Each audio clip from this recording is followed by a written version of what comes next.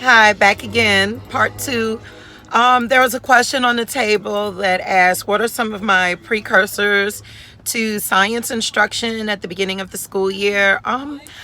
I love engineering design challenges. It gives me the opportunity to learn my students' personalities, assess how they best learn, how do they work with other students in a group. I get to tap into some of their social, emotional nuances and, like strengths and weaknesses. Like, do they give up easily? Do they persevere and continue to try hard? Are they kind people?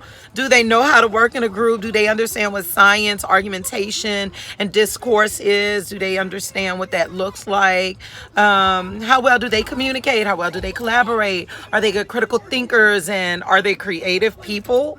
So I use the spaghetti tower challenge with the marshmallow. That one is awesome. Everyone loves that one.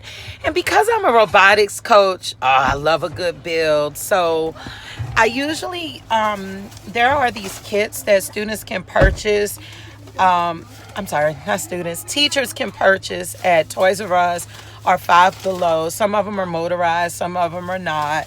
And I'll purchase maybe 4 to 6 kits for my students. And I place these kits on the tables. I randomly select the students because I don't know who they are just yet. And I would have them to do a build. I go over a list of criteria and constraints with the children. And one of the fun constraints is time, where I only give them like 30 to 45 minutes to do a build within a 60-minute class period. Because you want to have time before to explain just a little bit, not too much. Don't give them too much up front. A little bit of what they're getting ready to do. And you get to talk about those criteria and constraints. And at the end, to get the reactions and reflections, like what did we learn? What did I notice as the teacher? What did you notice individually? What did you notice from group to group? And allow the children to report out. And from there, I'm kind of jotting down some anecdotal data that I can use as their teacher later on for purposes of grouping, purposes of how to assign projects and tasks to my students and things of that nature. And then I just let them build and I observe. I walk around the room and do, aggressive progress monitoring and things like that.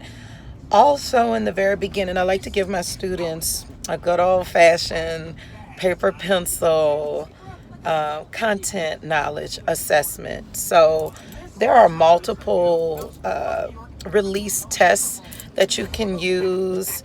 I lived in Georgia and taught in Atlanta Public Schools for 11 years. So I do pull the Georgia Milestones test. I might even pull a New York Regency exam, some past DC science test items, and I compile a 50-question assessment, and I give it to my students as a multiple choice test. And I use ZipGrade. If you don't know about ZipGrade, it is the best $7 investment that you can make.